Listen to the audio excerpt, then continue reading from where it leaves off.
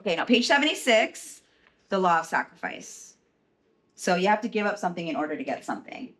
And that's what Federal Express did when they decided to make the decision, which everybody told them they were crazy, that they could get a package to a person overnight. Federal Express first came out, they really realized, okay, there was already UPS, there was already the US Postal Service, there was DHL, there was Emory, there was a lot of, package delivery services. And FedEx wanted to be, what made them different was that they were like, we can get your package overnight, no matter what, guaranteed. And people told them they were fucking crazy. There's just no way you can do that. And you're not going to make enough money doing it. And they're like, no, everybody wants everything fast, but we're going to delete everything else. And so they built their entire business model over that. Now, you probably like today understand that FedEx does it all too. Now they compete head to head with UPS for 2-day delivery, 3-day delivery, media mail. They do things also now but their first 5+ years overnight. When it's needed overnight, you choose FedEx. They lost money every year, but they became trusted by people to guarantee the overnight. And so they knew that the currency they were building was the trust of it. And then back to Contagious, that book we were talking about yesterday, and also The Tipping Point by Malcolm Gladwell, they knew that they would hit what I also we're going to talk about this afternoon, after lunch, about the brand inflection point. They hit the brand inflection point because they chose to sacrifice the many for the one.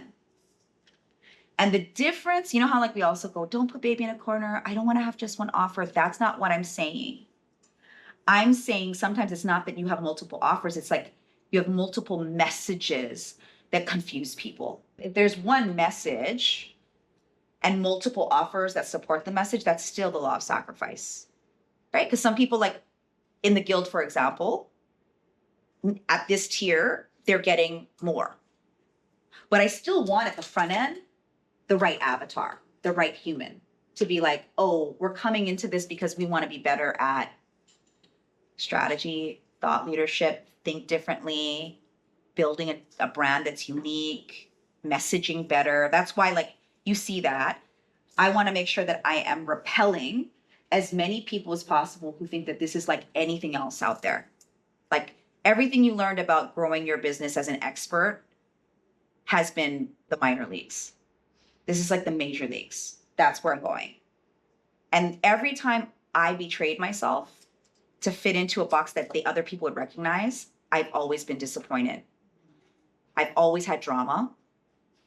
I've always had conversations that I don't want to have. I'd rather burn it all down than deal with that because it's ultimately my fault. So I'm oh no, I gotta really own this shit on the front. And my argument for you all is from the law of sacrifice perspective, what are you willing to really, really give up either on the front end, on the messaging side, or on the back end, on the offer side? Because the front end sacrifice is usually who am I willing to work with? Who is the right person?